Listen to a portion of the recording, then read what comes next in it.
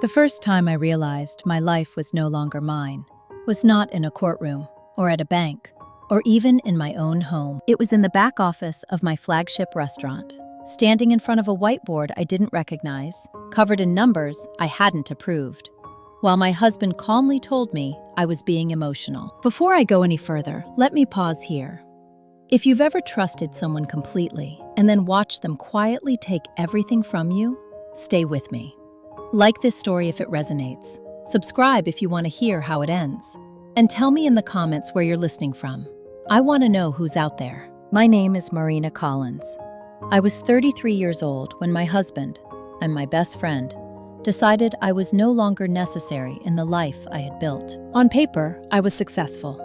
More than successful, actually. I was the founder and owner of Collins Kitchen Group, a small but fast-growing chain of farm-to-table restaurants based in Northern California. 5 locations across San Jose, Palo Alto, and Walnut Creek. 93 employees. Annual revenue just over $12 million the previous year.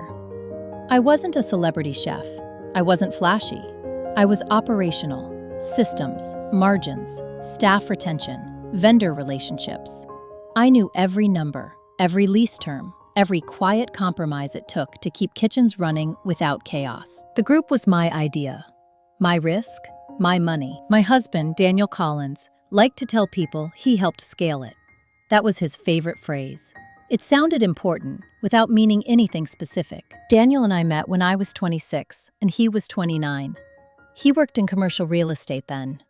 Confident, well-dressed, very good at making you feel like you were already doing great, but could do even better if you listened to him. My parents loved him instantly. My mother, Ellen Ramirez, called him a stabilizing influence. My father, Jorge Ramirez, liked that Daniel spoke in full sentences about money. And my best friend, Rachel Myers, adored him. Rachel and I had been inseparable since college. She was the kind of friend who held your hair back, remembered your coffee order, and finished your sentences in public.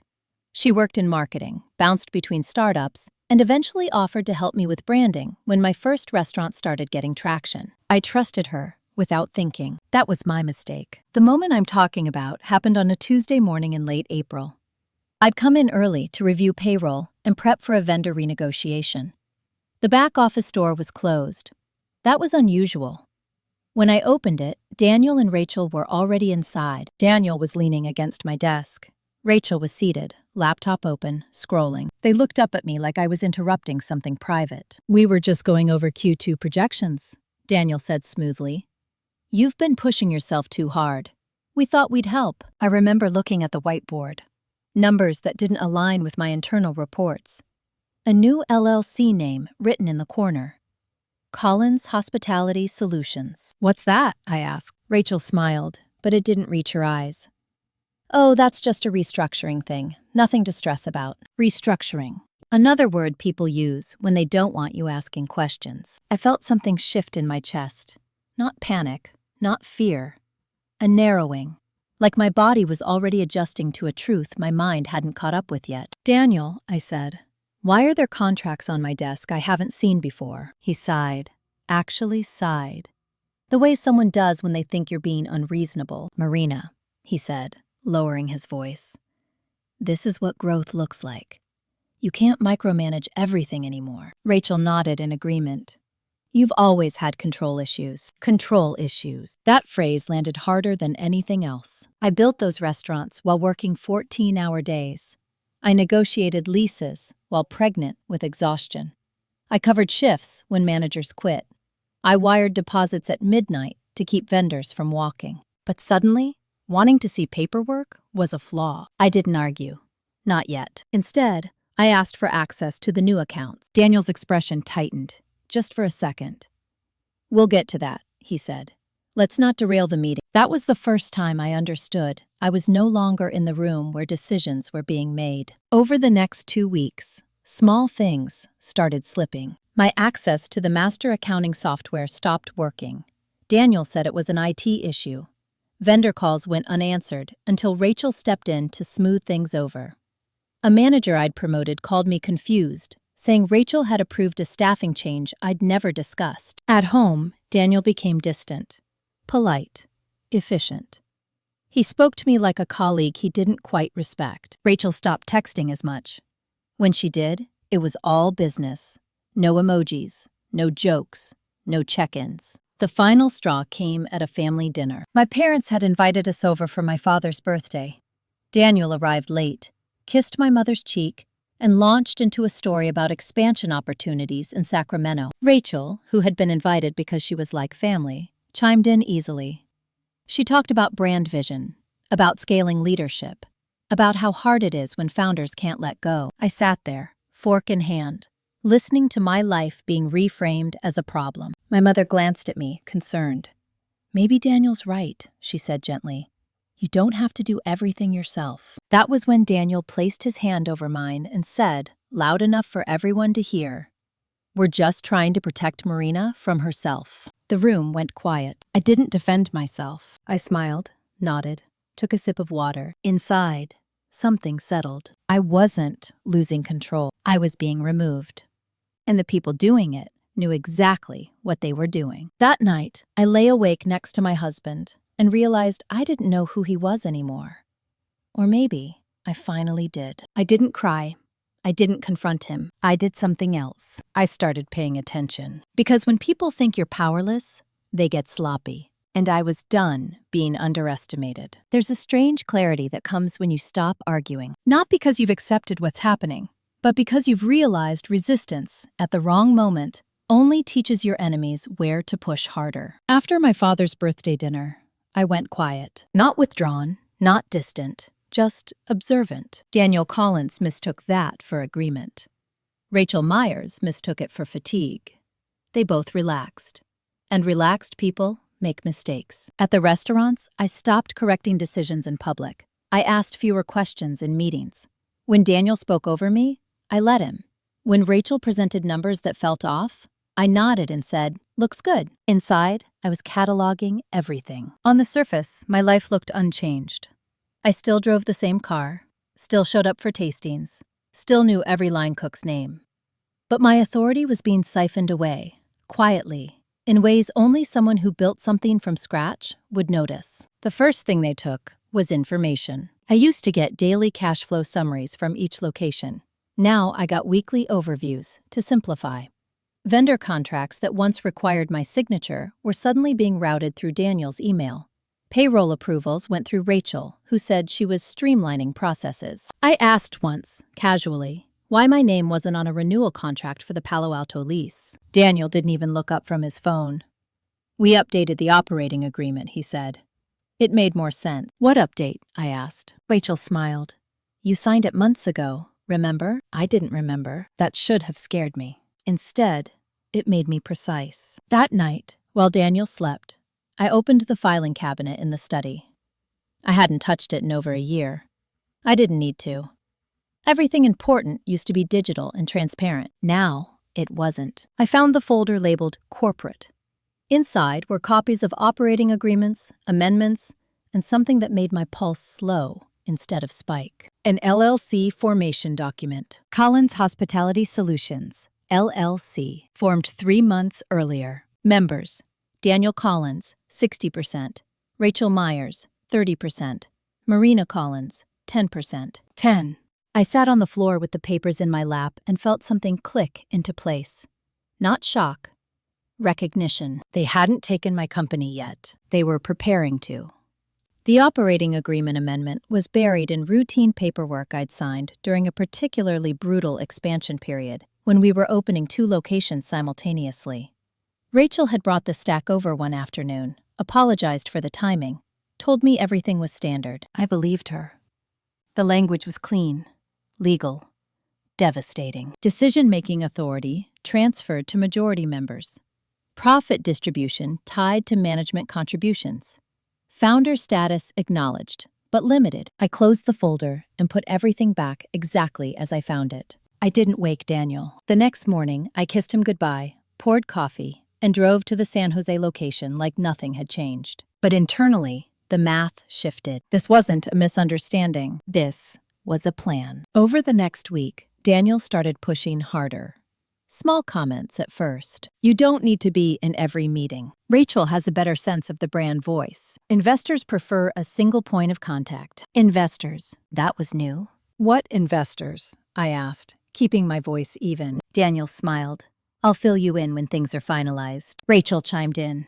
You'll love it. It's such a relief not carrying everything alone. I thought about all the times I'd carried everything while they watched. At home, Daniel began talking about money differently. He framed it as concern. We should consolidate accounts. You don't need to worry about day-to-day finances anymore. I'll handle the boring stuff. That was when I started moving quietly. I opened a new bank account in my own name, at a credit union Daniel didn't use. I changed the password on my personal email and backed up everything to an external drive. Old vendor invoices, original leases, emails from when the first restaurant was nothing more than a risk no one else wanted. I started calling people, not lawyers. Not yet. People who'd been there at the beginning. The contractor who renovated my first location. The produce supplier who'd extended me credit when no one else would. A former general manager I trusted, Elena Torres, who'd left to open her own place but still took my calls. I didn't tell them what was happening. I asked questions. Who signed your invoices now? Who do you get instructions from? Who told you about the new company? Their answers formed a pattern. Rachel. Always Rachel. By the end of the second week, I received an email from Daniel with Rachel CCD. Subject: Leadership Realignment. It was framed like an announcement. Effective immediately, Daniel Collins would assume the role of CEO of Collins Hospitality Solutions. Rachel Myers would serve as Chief Brand and Strategy Officer. I would transition into a creative founder role, focusing on menu development and public appearances. Public appearances. I read the email twice, then the third time. Then I replied with one sentence. Received. Rachel sent me a heart emoji. That night, Daniel poured us wine and talked about how proud he was of how mature I was being. This is what partnership looks like, he said. I smiled and sipped my wine. Partnership. I went to bed knowing exactly what I had lost, and exactly what they hadn't noticed. They had taken my title. They had taken my access. But they hadn't taken my understanding of the business. And they hadn't yet. Because the moment you confront thieves too early, they hide better. And I wasn't ready for them to hide. Not when they were still leaving fingerprints everywhere. The first public humiliation happened on a Friday afternoon, in front of people who used to answer to me. Daniel scheduled an all-hands leadership meeting at the Palo Alto location. He called it a reset. Rachel called it alignment. I was told to attend for optics. I arrived early, as I always did. Old habit. The room smelled like espresso and printer toner. Regional managers filtered in, some avoiding my eyes, some giving me the kind of look people reserve for someone they think has already lost. Daniel stood at the front, relaxed, jacket off, sleeves rolled just enough to look approachable. Rachel sat beside him, laptop open, already smiling. When everyone was seated, Daniel cleared his throat. As most of you know, he said, Collins Hospitality Solutions is entering a new phase. Growth requires clarity, and clarity requires structure. He clicked to the first slide. An org chart appeared on the screen. Daniel at the top, Rachel just beneath him, me off to the side, labeled Founder Emeritus.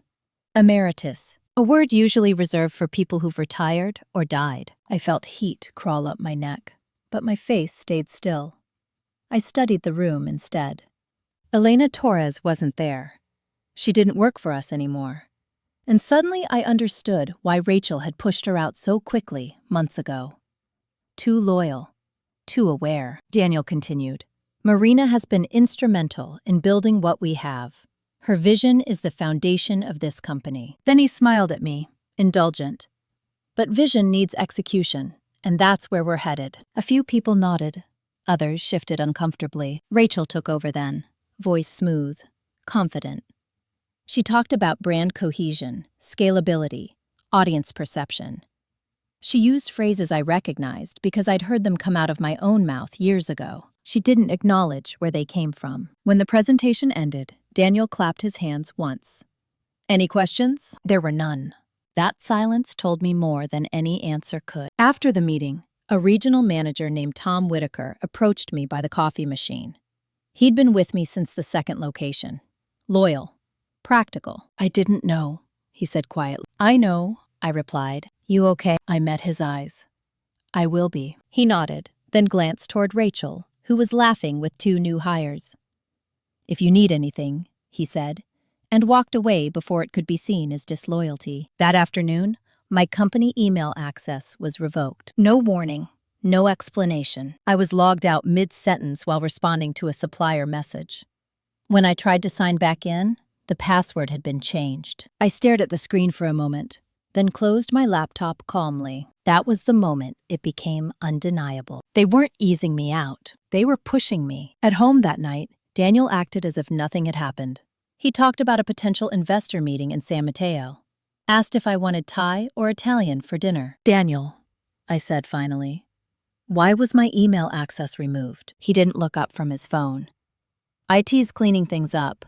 You don't need it for your new role. My new role, I repeated. He sighed, irritation flickering across his face.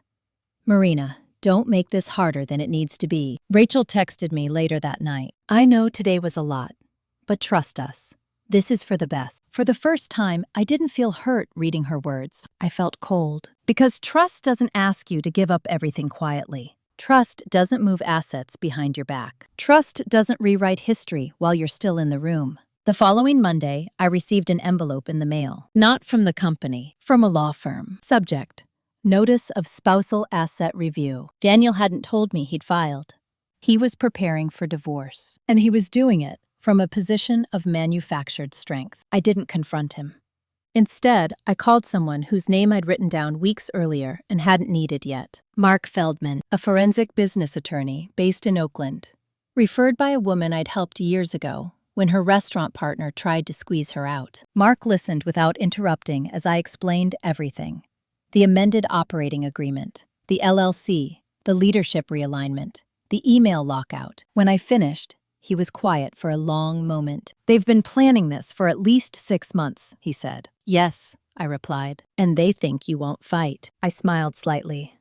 They're wrong. Mark exhaled slowly. Here's the good news. They were arrogant. That doesn't surprise me. They left trails, he continued. And more importantly, they underestimated what you know. I leaned back in my chair. What do we do? We don't rush, he said. We document. We wait for them to make one more move. What kind of move? The kind that crosses from unethical to illegal. I hung up, feeling steady. Back at the restaurants, Rachel started making visible changes. New signage, new menu descriptions, a rebrand presentation scheduled for the following month. My name disappeared from the website. Founder's story, rewritten. Daniel approved a bonus structure for himself and Rachel tied to management performance. The numbers were aggressive. Unsustainable. They were extracting value quickly, which meant they were nervous. At a wine industry fundraiser that weekend, I ran into someone I hadn't expected to see. Jason Lee, a private equity analyst I'd pitched years ago and turned down when the terms felt predatory.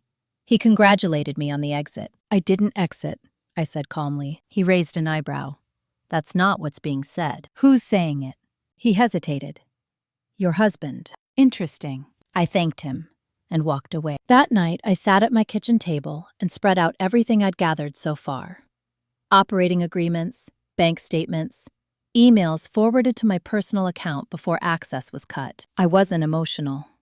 I was methodical, because this wasn't just about betrayal. It was about theft. And theft leaves evidence. They thought they'd reduced me to a face for the brand. They thought I'd stay quiet to preserve peace. What they didn't realize was that I'd spent my entire career building systems that could survive scrutiny. And now, for the first time, I was going to apply that skill to them. They were moving fast. So was I.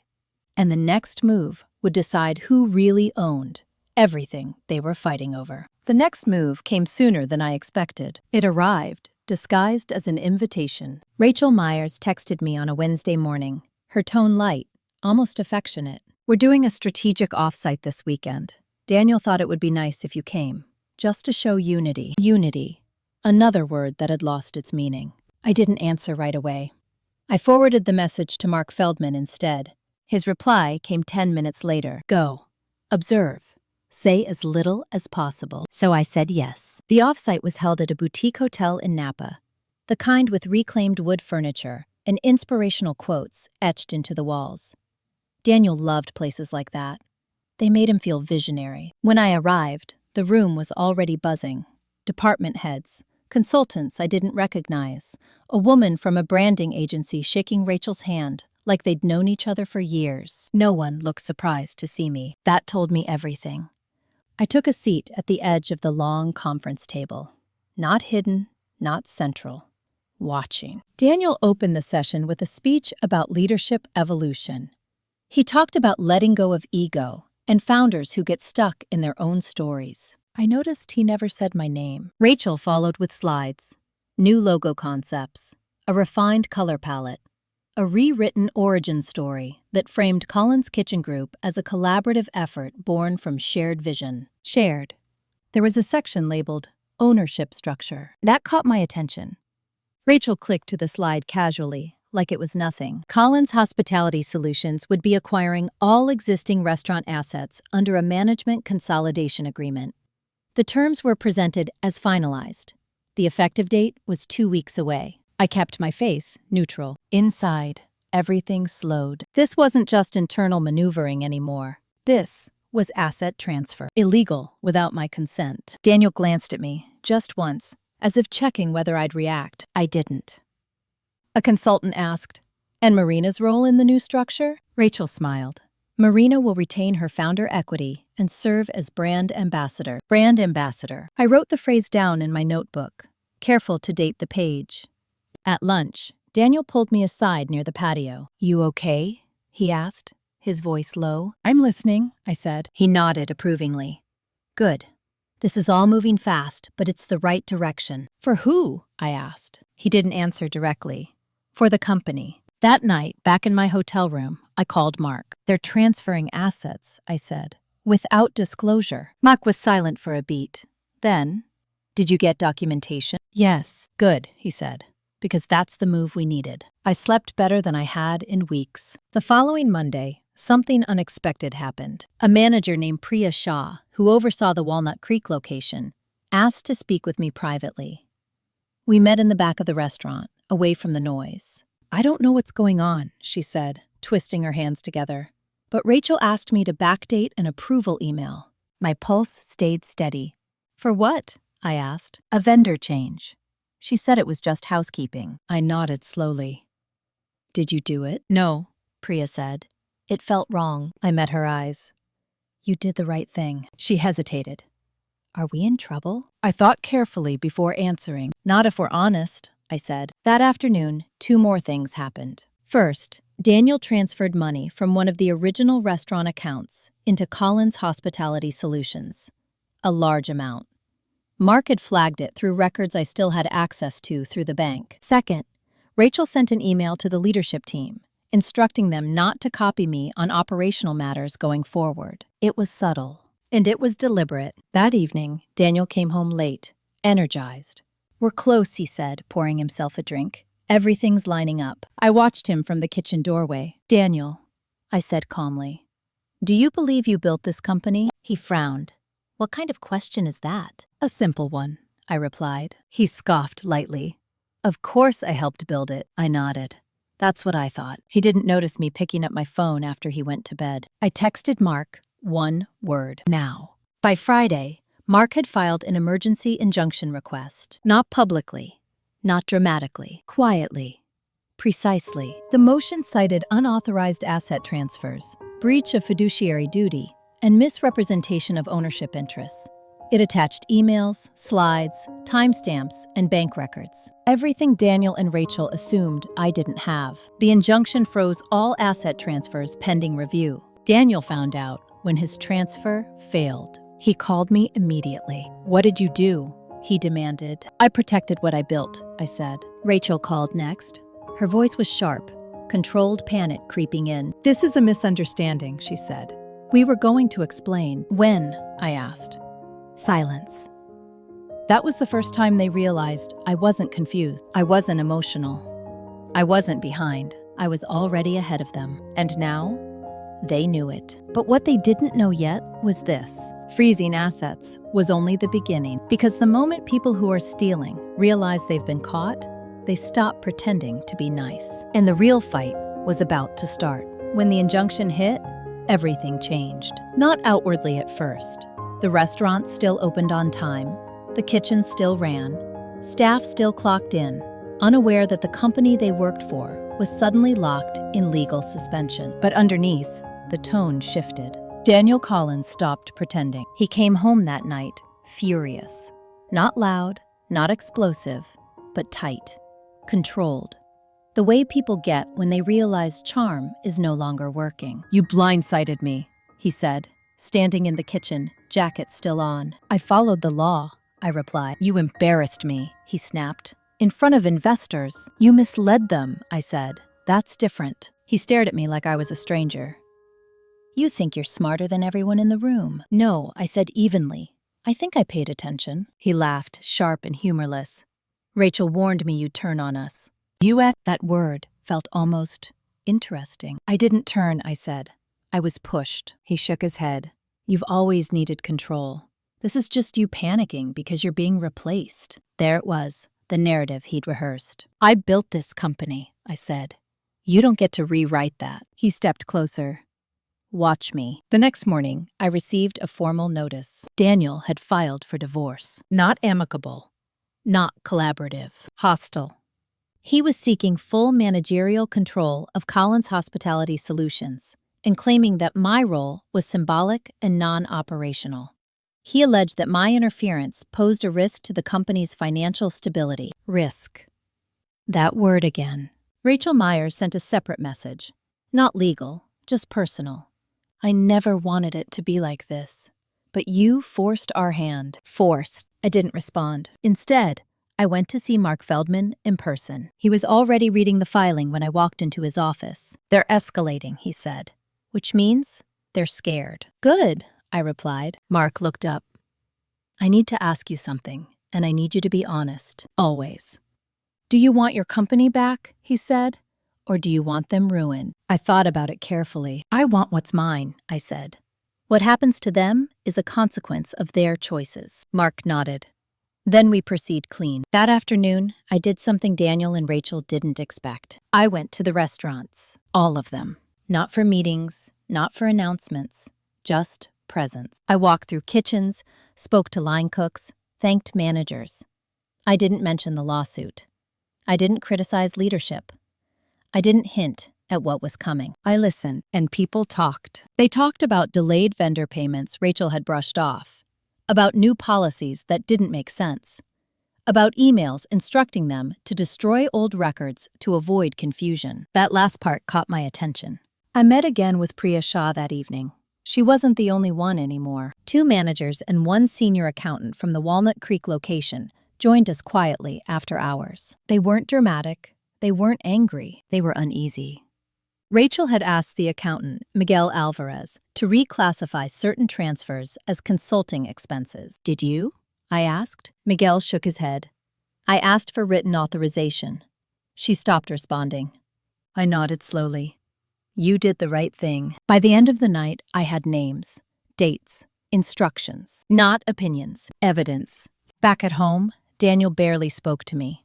He slept in the guest room, packed a bag 2 days later, and left without saying goodbye. Rachel stopped pretending to be friendly.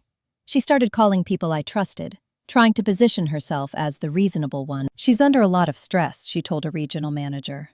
Not realizing, he forwarded the message to me. "I just hope she doesn't hurt the company." The irony would have been funny if it weren't so calculated. On Friday, Mark filed a supplemental motion. Whistleblower affidavits. Internal communications. Accounting irregularities. The court ordered a forensic review of Collins Hospitality Solutions. Independent. Court appointed. Rachel called me that night, voice shaking despite her effort to sound composed. "You're destroying everything," she said. "No," I replied. "I'm letting the truth speak." "You think you'll come out of this clean?" she snapped. "People will blame you, too." "I'm not afraid of accountability," I said. "Are you?" She hung up. Over the weekend, something unexpected happened. My mother, Ellen Ramirez, showed up at my apartment. She hadn't been involved much in the conflict. She'd taken Daniel's side quietly, the way parents sometimes do when they believe stability matters more than fairness. She looked at me now, really looked. I didn't know, she said. I know, I replied. You seemed fine, she continued. Daniel always sounded so confident. That's how this works, I said. Confident people get believed. She sat down slowly. Are you okay? I considered the question. I am, I said. Not because this is easy, because I finally stopped explaining myself. She nodded, tears in her eyes, but she didn't argue. That mattered. Monday morning, the forensic accountant appointed by the court contacted me. Her name was Denise Harper.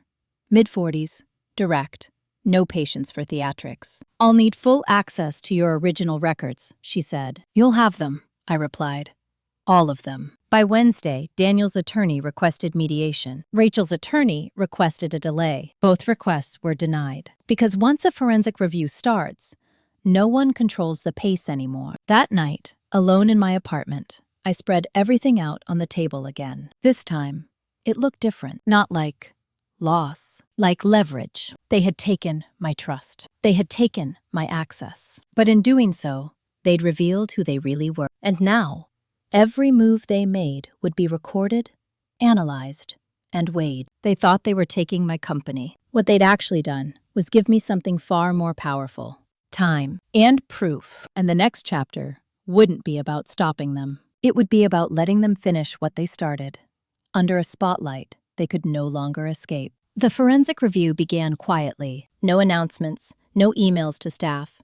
Just a woman named Denise Harper showing up at headquarters with a court order and a calm that made everyone nervous. Denise didn't ask for opinions. She asked for access. Server logs, bank feeds, vendor contracts, Slack archives, text message backups.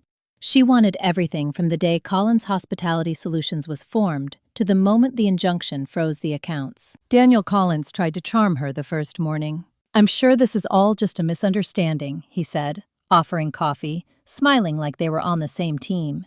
Denise didn't smile back. I'm not here to misunderstand anything, she replied, and walked past him. Rachel Myers didn't try charm. She tried control. She sent an email to department heads reminding them that all external communications had to be approved by her office. She framed it as professionalism. Denise forwarded the email to the court within the hour. I found out because Mark Feldman called me. His voice steady, but unmistakably satisfied. She's panicking, he said. That's when people make irreversible mistakes. At the restaurants, the mood shifted again. Not fear exactly. Awareness. People knew something serious was happening. They didn't know details, but they knew enough to stop taking Rachel's word as gospel. Managers started copying me on things again. Quietly. Carefully. I didn't correct them. I let it happen. One afternoon, Elena Torres showed up unannounced at the San Jose location. She hadn't worked for me in over a year, but she still carried herself like the place mattered. I heard, she said simply, as we stood near the prep counter. Hearings travel fast, I replied. She nodded.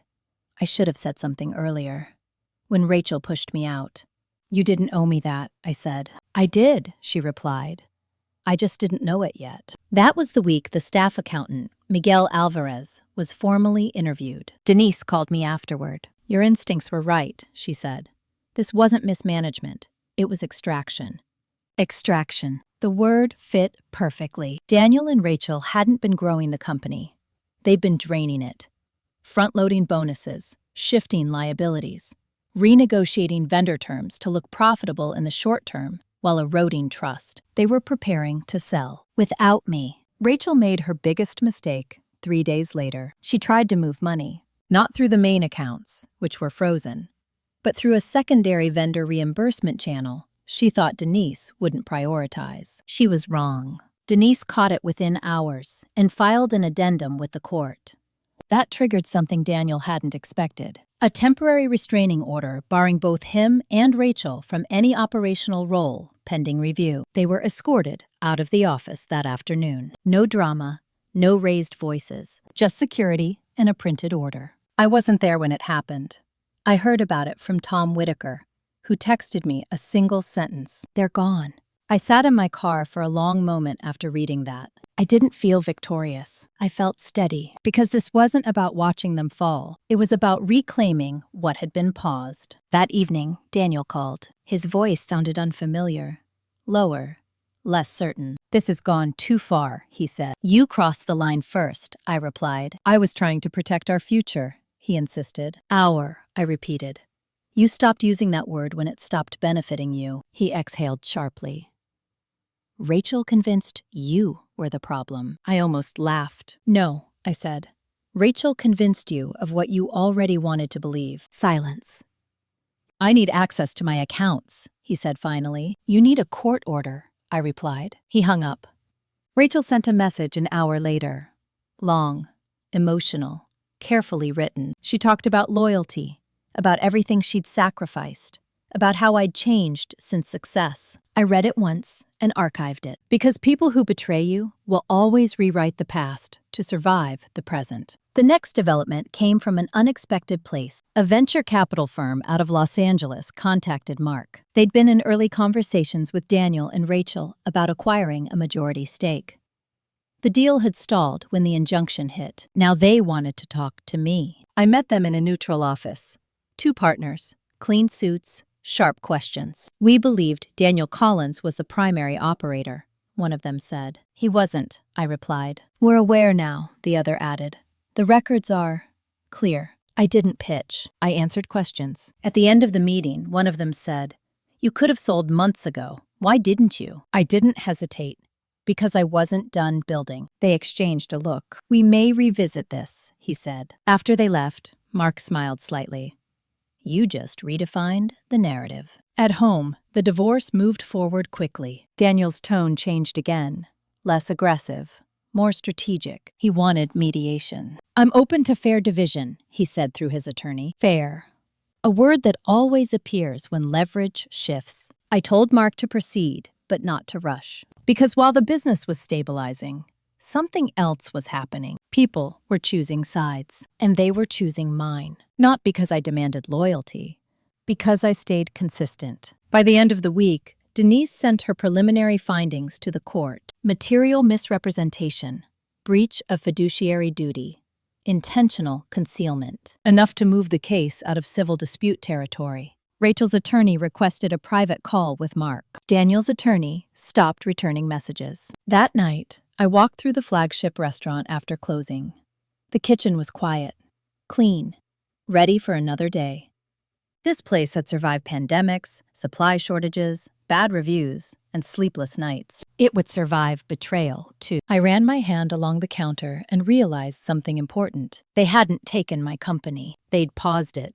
And in that pause, I'd rebuilt the foundation. The next chapter wouldn't be about defense. It would be about exposure. Because once the truth is documented, it doesn't need emotion. It just needs daylight. And daylight was coming fast. Exposure doesn't arrive with noise. It arrives with paperwork. The first sign that things were shifting beyond our control came in the form of a calendar invite Denise Harper forwarded to all counsel.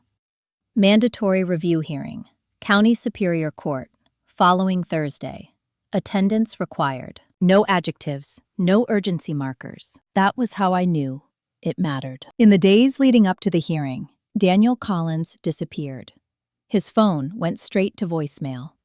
His attorney, once aggressive, now careful, began asking for extensions that weren't granted. Rachel Myers reacted differently. She went quiet publicly and frantic privately. 3 former managers called me within 48 hours. Each conversation followed the same pattern.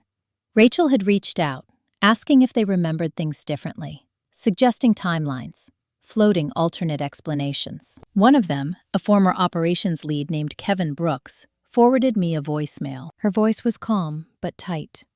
"We just need consistency. Everyone's under pressure right now, and misunderstandings happen. You don't want to say something that could be taken the wrong way." I didn't respond to him directly. I forwarded it to Mark Feldman and Denise. Consistency, when requested like that, has a legal definition. The night before the hearing, I sat alone in my apartment and reviewed Denise's preliminary report again. Not because I needed reassurance, but because I wanted to remember exactly how methodical this had been. No raised voices, no confrontations, just numbers that didn't line up and signatures that didn't belong where they were placed. At the hearing, the room felt heavier than usual. Smaller, even though it was the same beige courtroom I'd been in before. Daniel wasn't there. Rachel was. She sat with her attorney, posture perfect, hands folded, expression neutral.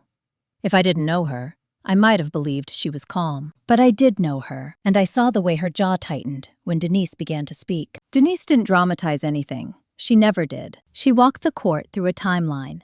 Formation of Collins Hospitality Solutions, asset transfers, management bonuses, reclassification of expenses, attempted backdated approvals. She presented emails, Slack messages, bank records. She didn't say my name more than necessary. That was intentional. This wasn't my case. It was theirs. Rachel's attorney objected twice. Both times, overruled. When the judge asked whether there was evidence of intentional concealment, Denise didn't hesitate. Yes, she said, repeatedly. The word landed hard. Rachel finally looked at me then. Not angry, not pleading, calculating, as if trying to decide whether there was still something she could trade. The judge ordered the forensic review expanded and referred the matter to the district attorney for further evaluation. Civil proceedings stayed, criminal review initiated. Daniel's absence suddenly made sense. Outside the courtroom, Mark turned to me. This just changed the stakes, he said. Yes, I replied. For everyone. That afternoon, my phone buzzed with a number I didn't recognize. It was Rachel. I let it go to voicemail. She called again, then texted, "We need to talk. Privately. Just us." I didn't respond. An hour later, her attorney emailed Mark, requesting a meeting. Mark forwarded it to me with a single line. "Your call." I thought about it longer than I expected. Not because I owed her anything, because I wanted to see her without the performance. I agreed to meet. Neutral location, Mark present, no recording. Rachel arrived early. She looked different. Not disheveled, just stripped of certainty. "Marina," she said softly when I walked in. "I never wanted this." I sat down across from her. "You planned it." She shook her head. Daniel pushed. He wanted control. I was trying to protect what we built. "We." "There is no we," I said calmly. "There hasn't been, for a long time." Her eyes filled, but the tears didn't fall. "You don't understand how hard it was, watching you get all the credit." There it was. "I didn't take anything from you," I said. "You took from me." She looked down. "I thought if I helped him, I'd finally have something solid." "You already had my trust," I replied. "You traded it." Silence settled between us. "I can fix this," she said finally. "I know where things are buried. Emails, accounts. Daniel hid more than you think." Mark's pen paused mid-note. "Why are you telling us this?" he asked. Rachel swallowed. "Because I don't want to be the only one who goes down." I met her eyes. "You're already down." Her shoulders slumped. I stood. "If you have information, your attorney can submit it through the proper channels." She reached for my hand. I stepped back. "I don't hate you," I said. "But I don't protect people who betray me." We left without shaking hands. That evening, Daniel finally resurfaced. He showed up at the apartment. Not angry, not loud, defeated. "I didn't think you'd go this far," he said, standing in the doorway. "I didn't think you would either," I replied. He ran a hand through his hair. Rachel flipped. "I assumed she would," I said. "She's giving them everything," he said quietly. I nodded. That's what happens when people realize loyalty was never mutual. He looked at me then, really looked, like he was seeing the cost of underestimating someone. "What do you want?" he asked. I answered without hesitation. "My company. Clean, unencumbered, and a divorce that reflects reality." He laughed softly. "You always were the practical one." "Yes," I said. "You just didn't respect it." He left without another word. The following days moved quickly. Rachel formally cooperated. Daniel's attorney requested settlement talks. The district attorney's office confirmed receipt of materials. Staff at the restaurants noticed the difference immediately. Decision-making normalized. Vendors stopped calling with confusion. The air felt lighter, not celebratory, functional. One night, Elena Torres joined me after closing. "You okay?" she asked. "I am," I said. "Finally," she nodded. "You know they'll call this revenge." "I know," I replied. "They always do." "But you're not smiling," she said. "No," I agreed. Because this was never about winning. It was about survival, dignity, and refusing to disappear quietly while other people rewrote my life. The exposure phase was nearly complete. The next chapter would be about aftermath, about what remains after the noise fades and the truth becomes permanent. And that part, I knew, would be quieter, but it would last longer. The aftermath didn't arrive all at once. It seeped in. The morning after Rachel cooperated with the district attorney, I woke up to silence. No frantic messages, no emergency calls, no new legal filings overnight. That was how I knew the momentum had shifted. People think justice is loud. It isn't. Justice is administrative. It's calendars clearing. It's inboxes that stop pinging because the next move belongs to someone else now. Daniel Collins's attorney reached out first, not to argue, to negotiate. He wanted to discuss an expedited resolution to both the divorce and the business ownership dispute. The tone was careful, almost respectful, as if acknowledging something had fundamentally changed. Mark Feldman forwarded the email with a note. They know they're exposed. I didn't respond immediately. Instead, I drove to the Palo Alto location early and sat in the dining room before opening. Sunlight filtered through the windows. The tables were set the way I'd insisted on from the beginning. Simple, clean, no excess. This place still felt like mine. At 9:12 a.m., Denise Harper called. Preliminary criminal findings will likely be issued within 30 days, she said. Rachel's cooperation accelerated things. And Daniel? I asked. Still deciding how honest he wants to be, Denise replied. That window doesn't stay open long. I thanked her and hung up. By noon, staff were whispering, not out of panic, but curiosity. They didn't know details, but they sensed a shift in gravity. People always do. I gathered the general managers that afternoon. Not for explanations, for direction. We're stabilizing operations, I said. Nothing changes for you day to day. Payroll is secure, vendors are paid. Focus on service. Tom Whitaker raised a hand. Are you back in charge? I met his eyes. I never stopped being responsible. Now the authority is catching up. No applause, no relief speeches, just nods. That was enough. The settlement meeting took place 3 days later. Daniel arrived with his attorney. He looked thinner, less polished. The confidence that used to fill a room had shrunk to something functional but fragile. Rachel wasn't there. She'd been advised to stay out of it. Daniel didn't meet my eyes at first. When he did, there was something like resignation behind it. I want this over, he said. So do I replied. Mark laid out the terms. Full transfer of Daniel's interest in Collins Hospitality Solutions back to me. Immediate resignation from all roles. No non-compete enforcement against the company. Divorce finalized with no claim to future business earnings. Daniel's attorney pushed back once. Lightly. Carefully. Daniel shook his head. It's fine. That moment told me more than anything else had. He wasn't fighting anymore. Rachel's cooperation had cost him his leverage. We signed. Clean.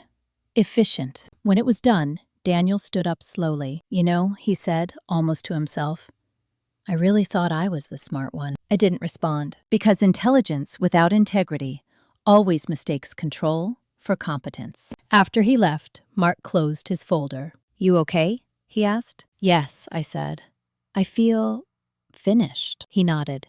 That's what closure actually feels like. The divorce was finalized 2 weeks later. No court appearance, no drama, just documents processed and lives separated. Rachel Myers was charged with multiple counts related to financial misrepresentation and obstruction. She accepted a plea agreement. Part of it included restitution. I didn't attend any hearings. I didn't need to see her diminished to feel restored. What surprised me most was my family. My mother called the day after the settlement. I should have listened to you, Ellen Ramirez said quietly. Yes, I replied, not unkindly. I'm sorry, she said. I let the silence sit long enough for it to mean something. Thank you, I said finally. We didn't talk long. We didn't need to. At the restaurants, things normalized faster than I expected. Once uncertainty was removed, competence filled the space. Managers stepped up. Staff relaxed. Decisions became simpler when there was no one undermining them for personal gain. I rehired Elena Torres as Director of Operations. She accepted without negotiation. I'm not here to babysit egos, she said. I'm here to build. Good, I replied, So am I. The first weekend after everything settled, I worked a full shift on the floor. Not for show. For grounding. Customers recognized me again. Not as a figurehead, but as presence. Someone who remembered their names, their preferences, why the place existed in the first place. That night, after closing, I locked up and stood alone in the dining room. No adrenaline, no anger, just quiet. I thought about Rachel, about how easily friendship turns into entitlement when someone believes they deserve more than they've earned. I thought about Daniel, about how power seduces people into believing they created what they merely inherited access to. And I thought about myself, about how close I'd come to losing everything, not because I was weak, but because I trusted too freely. That wouldn't happen again. The next chapter of my life wouldn't be defined by what I'd survived. It would be defined by what I chose next. And for the first time in a long time, the choice felt entirely mine. The reckoning was nearly complete. All that remained was to decide what kind of future I wanted to build on the other side of it, and who, if anyone, would be allowed to build it with me. The first real test of peace is boredom. Not the empty kind, but the quiet space where nothing is demanding your attention, where there's no crisis to solve and no enemy to anticipate. That's where you find out who you are without adrenaline. For the first few weeks after the settlement, I kept waiting for something else to break. It didn't. The restaurants ran on schedule. Cash flow stabilized. Vendor relationships healed faster than I expected once invoices were paid on time and calls were returned by people who actually meant what they said. I spent most mornings walking through one location a day, not to supervise, but to observe. Listening to how managers spoke to staff, watching how systems held up without interference. They did. That was both reassuring and unsettling, because it meant the chaos hadn't been necessary. It had been manufactured. One afternoon, while reviewing quarterly forecasts with Elena Torres in my office, she leaned back in her chair and said, "You know what the strangest part is?" "What?" I asked. "No one's fighting you," she said. "You're not defending your decisions anymore." I looked at the numbers on the screen. Clean, predictable, honest. "That's because I stopped inviting people who needed conflict to feel important," I replied. She smiled. "That'll do it." The board meeting that month was the first one I chaired alone. No proxy, no shared authority. Just me at the head of the table, with people who were there because they knew the business, not because they wanted leverage. I opened with a single statement. "We're here to build something durable, not impressive." No one argued. Afterward, one of the newer advisors pulled me aside. A woman named Judith Kane, who'd joined quietly during the restructuring. "I've been in rooms like this for 30 years, she said. "It's rare to see someone take back control without becoming bitter." I considered that. "Bitterness is expensive," I said. "I already paid enough." That evening, I ran into someone I hadn't thought about in months. Rachel's sister, Emily Myers. She worked at a wine bar near the Walnut Creek location. I hadn't known she was there until I stepped in for a late dinner and recognized her eyes before anything else. She froze when she saw me. "Marina," she said carefully. "Emily," I replied. "Hi." We stood there for a moment, neither of us moving. "I'm sorry," she said finally, "for everything." "I know," I replied. She hesitated. "Rachel talks about you." Still, I waited. "She says she lost you before she lost the company," Emily continued. "That hurts her more." I nodded once. "That's something she'll have to sit with." Emily swallowed. "She thinks you planned this." I met her gaze. I planned to survive. She didn't argue. Later that night, alone again, I thought about how often people confuse preparation with malice. I hadn't set out to punish anyone. I had set out to not be erased. There's a difference. The first personal indulgence I allowed myself came quietly. I signed a lease on a small apartment closer to the city. Nothing extravagant. High ceilings, good light, a kitchen I could actually cook in without thinking about margins. Moving out of the house Daniel and I had shared felt less dramatic than I expected. I packed my things methodically, left behind what didn't belong to me emotionally anymore. I didn't feel like I was starting over. I felt like I was arriving somewhere late. My mother came to see the new place a week after I moved in. She walked through slowly, touching the counters, the windows, like she was trying to understand the shape of my life now. "You seem lighter," she said. "I am," I replied. She nodded. I didn't protect you the way I should have. That was new. I learned, she added. Too late, maybe. But I learned. I didn't absolve her. I didn't need to. Acknowledgement was enough. At work, I made a decision that surprised even me. I paused expansion. No new locations, no press, no interviews. Instead, I invested in people. Training, benefits, stability. The kind of decisions that don't show up in headlines, but change everything underneath. A food critic emailed asking for a profile. I declined. Not yet, because the story wasn't done settling. The real consequence arrived on a random Tuesday morning. A letter from the district attorney's office. Rachel's plea had been finalized. Sentencing scheduled. Restitution ordered. Daniel Collins was not charged criminally, but he was barred from serving as an officer or director of any hospitality-related entity for 10 years as part of a civil enforcement action tied to the case. 10 years. I sat with that information longer than I expected to, not because I wanted him punished more, because I finally understood the cost of what he'd tried to do. He hadn't just lost me, he'd lost the future he'd imagined himself in. That night, Daniel texted me for the first time since the settlement. I hope you're well. I stared at the message, then deleted it. Some conversations end without a final line. A week later, I hosted a small dinner at the flagship location after hours. No speeches. No announcements, just the core team. Food, wine, laughter. At one point, Elena raised her glass. To Marina, she said, for not burning it all down. I smiled. That was never the goal. What was? Someone asked.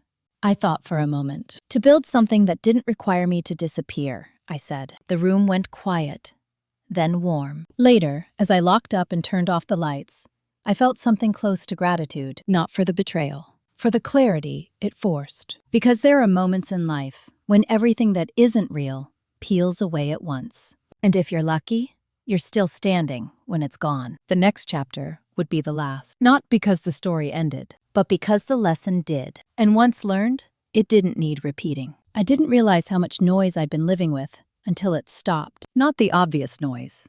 Not arguments or legal threats or slammed doors. I mean the constant low hum of anticipation, the habit of bracing, the reflex of scanning every conversation for subtext. That disappeared sometime in early autumn. I noticed it on a Wednesday afternoon while reviewing a routine inventory report. No spike of anxiety, no second guessing, just numbers doing what numbers are supposed to do. Working. That was when I knew the damage had stopped spreading. The company's finances were clean again. Denise Harper's final report had been filed, archived, and cited in 3 separate compliance updates that now protected Collins Kitchen Group from anything like this happening again. Dual signature requirements, independent audits, clear separation of personal and corporate authority. Systems don't care about trust. They care about structure. I promoted Priya Shah to regional director that month. She'd earned it quietly, without lobbying or drama. When I told her, she blinked once, then said, I won't let you down. I know, I replied. That's why you're here. Daniel Collins tried once more, not directly, through a mutual acquaintance who thought they were being helpful. He's struggling, the message said. Feels like he lost everything. I didn't respond. Losing access to what you tried to steal isn't consequence. It's consequence. Rachel Myers didn't reach out again. According to Emily, she was keeping her head down, complying with restitution payments, avoiding social situations where her name would invite questions. I didn't follow updates. That chapter had closed the moment I stopped needing her to understand what she'd done. Instead, something unexpected happened. Opportunity. A hospitality group based in Seattle reached out about a minority partnership. Not an acquisition, not control, just collaboration, shared supply chains, joint sustainability initiatives. 2 years ago, I would have said no out of instinct. Fear disguised as independence. This time, I listened. Not because I needed them, because I wanted to choose from a position of strength. The negotiations were slow, transparent, boring in the best way. At one point, their COO asked me, "How did you get so disciplined about boundaries?" I answered honestly. By learning what happens when you don't have any. Outside of work, my life simplified. Mornings became mine again. I started running along the Bay Trail before opening hours. Not to punish my body, just to feel it move without urgency. I cooked more, for myself, for friends. No menus, no margins, just food. One evening, my mother came over for dinner. She watched me move around the kitchen like she was seeing me for the first time. "You seem sure of yourself," she said. "I am," I replied. She hesitated. I wish I'd been that way. I looked at her. Really looked. "You can still be." She smiled sadly. "I don't know how." I shrugged gently. Neither did I. I learned. She didn't press. That mattered. The press, however, did. A business magazine requested an interview about resilience after betrayal. I declined the framing and offered a different angle. Operational recovery after internal fraud. They agreed. The article ran without my photo on the cover. No dramatic language, just facts. Timeline. Process. I liked it that way. A week later, an email arrived from a woman I didn't know. She'd read the piece. She owned 3 cafes in Arizona. Her business partner, also her husband, had started freezing her out. "I don't know if I'm imagining things," she wrote. "But your story felt familiar," I replied. "Not with advice, with questions. That's how you help, without turning someone into a follower." As the year closed, Collins Kitchen Group posted its strongest quarter since before the betrayal. Not explosive growth, sustainable profit, low turnover, vendor trust restored. At the holiday party, nothing dramatic happened. No speeches about loyalty, no tributes, just people eating, laughing, existing in a space that felt stable. Elena caught my eye across the room and raised her glass slightly. I nodded back. Later that night, alone in my apartment, I sat by the window and thought about the woman I'd been at the beginning of this story, the one standing in a back office, being told she was emotional for asking questions. I felt no anger toward her, just gratitude. She'd stayed long enough to gather evidence. She'd left before losing herself. That balance matters. People like to call what happened to me revenge. They imagine satisfaction, triumph, a neat emotional arc. The truth is less cinematic. What I felt was alignment between my values and my actions, between what I built and what I protected, between who I trusted and who I stopped explaining myself to. If there's one thing I know now, it's this. Being underestimated is not a weakness. It's a temporary condition. And if you use the time wisely, it becomes leverage. One chapter left, not about loss, about what remains when everything unnecessary is gone. The last thing to return was my sense of timing, not schedules or deadlines. Those had always been sharp. I mean the internal clock that tells you when something is finished, when a chapter no longer needs your attention. That took longer. In January, I was invited to speak at a regional hospitality forum in Sacramento. Nothing glamorous, a panel on operational integrity, compliance, lessons learned. Old me would have declined. Too exposed, too close. This time, I accepted. I didn't rehearse a speech. I didn't frame it as survival or betrayal. I spoke about systems, about how businesses fail quietly long before they collapse publicly, about how founders confuse loyalty with oversight. I didn't name Daniel Collins. I didn't name Rachel Myers. I didn't have to. Afterward, a woman approached me near the coffee station, early 40s, direct eyes. She introduced herself as Karen Liu, a commercial lender. "You didn't sound angry," she said. "I'm not," I replied. "That's rare," she said. "Most people mistake calm for denial." "Calm is what comes after clarity," I said. She nodded. "If you ever want to expand again, call me." I didn't promise anything, but I took her card. Back home, something else shifted. The house I'd once shared with Daniel finally sold. It had taken months, complicated by paperwork and memories neither of us wanted to unpack. When the wire hit my account, I didn't feel relief. I felt finality. I donated a portion of the proceeds quietly. Local food banks, kitchen training programs, no press, no naming rights, just balance. Daniel didn't contest anything else. According to Mark, he was focused on rebuilding a consulting career far outside hospitality, somewhere smaller, safer. I also wished him no proximity to anything I built. Rachel's sentencing happened on a Tuesday morning I didn't mark on my calendar. Emily texted me afterward. "It's over. She's different." I hope she finds peace. And I meant it. In the way you mean things you no longer need. At work, I did something symbolic without announcing it. I removed my name from the brand. Not erased, just repositioned. Colin's Kitchen Group stayed the legal entity, but the restaurants leaned into their individual identities. Neighborhood-focused, staff-driven, less founder mythology. It felt right. One evening, as I walked through the San Jose location after closing, Tom Whitaker stopped me. "You ever think about how close this came to going the other way?" he asked. "Yes," I replied, "but I don't visit that version anymore." He smiled. "Good." At home, my apartment filled with small rituals. Morning light, evening cooking. Books I read slowly instead of scanning. I dated a little, casually, no urgency. The first time someone asked what I did for a living and didn't react with surprise or envy, I realized how much energy I'd been spending managing other people's expectations. That was gone now. My mother called one Sunday afternoon. "I told someone about you," she said cautiously. "What did you say?" I asked. "That you own restaurants," she replied, "and that you're very good at it." I smiled. "Thank you." She paused. I didn't add anything else. "That's perfect," I said. When we hung up, I noticed I wasn't holding my breath. The final test came quietly. An offer. A national group wanted to acquire a minority stake.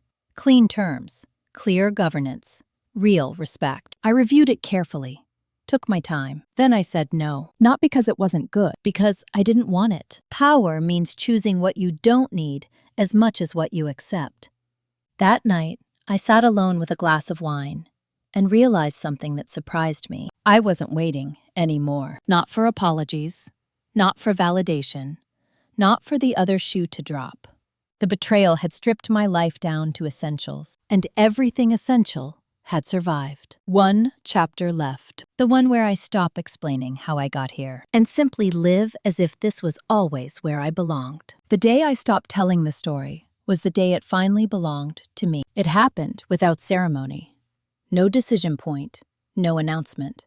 Just a quiet realization one morning as I unlocked the Palo Alto location and stepped inside before anyone else arrived. The smell of bread, the hum of the refrigerators, the faint echo of my footsteps on tile I'd chosen years ago because it was easy to clean and hard to crack. Everything worked. Not perfectly, not effortlessly, but honestly. That was the difference. I spent that morning doing things I hadn't done in a long time. Adjusting chairs, checking invoices, talking with the prep cook about his daughter's college applications. Normal work. Grounded work. Work that didn't require me to defend my right to be there. At noon, I received a notification from my calendar. Nothing urgent. Just a reminder I'd set months earlier during the worst of it. Review boundaries. I smiled at that. Because boundaries aren't something you set once. They're something you practice, quietly, over and over, especially when no one is testing them anymore. In the afternoon, I met Elena Torres to walk through next quarter's projections. We sat side by side, laptops open, coffee cooling between us. "Revenue's steady," she said. "Margins are healthy, no fires." I nodded. "That's the goal." She closed her laptop. "You ever miss the adrenaline?" I thought about it. About the nights I couldn't sleep because I was watching for betrayal. About the way my body had learned to stay alert even when nothing was wrong. "No," I said. "I don't miss being at war with my own life." She smiled. Good answer. That evening, I went home and cooked for myself. Nothing elaborate. Pasta, olive oil, garlic. Things that don't need to prove anything. I ate at the counter, barefoot. Window open to the city sounds below. My phone buzzed once. A notification from the business magazine. The article had been nominated for an industry award. I archived the email without opening it. Some recognition arrives too late to matter. Later that week, I ran into Karen Liu again at a local event. She asked how things were going. "Quiet," I said. She laughed. "That's usually a good sign." "It is," I replied. She studied me for a moment. "You know, people still talk about what happened. They call it revenge." I met her eyes. People call anything they don't understand revenge. She nodded slowly. "Fair." On Sunday, I visited my parents, not out of obligation, out of choice. My father grilled vegetables in the backyard. My mother set the table. No commentary, no advice. At one point, my mother said, "I tell people you're busy." I smiled. I am. She hesitated. You don't need us the way you used to. No, I said gently. But I want you in my life in a way that fits who I am now. She nodded, absorbing that without resistance. That was new. On the drive home, I thought about how much energy I'd spent trying to be understood by people who benefited from misunderstanding me. That pattern was gone now. At work, I made one final internal change. I dissolved Collins Hospitality Solutions entirely. No rebranding, no press. Just paperwork filed, assets consolidated back into the original entity, the shell removed. It felt like closing a door that never should have been opened. Mark Feldman called later to confirm. All set, he said. Anything else you need? I thought for a moment. No, I said. I think this is complete. He paused. You did this the hard way. I did it the honest way, I replied. That too, he said. That night, I sat on my balcony and let the quiet settle fully. Not the fragile quiet of waiting, the stable quiet of arrival. Here's the truth, if you've stayed with me this far. Revenge doesn't always look like destruction. Sometimes it looks like refusing to disappear when people decide you're inconvenient. Sometimes it looks like documentation instead of confrontation. Sometimes it looks like letting systems expose what emotion never could. The people who tried to take my life apart believed I would fight the way they would. Loud, reactive, personal. I didn't. I fought the way I built, carefully, legally, with patience. And when it was over, I didn't need to stand on the wreckage. I stepped away from it. If you're listening to this and you're in the early part of your own story, the part where something feels off but you can't quite name it yet, hear this. Pay attention. Ask questions. Save copies. Don't let anyone convince you that clarity is aggression or that boundaries mean you're difficult. You're not.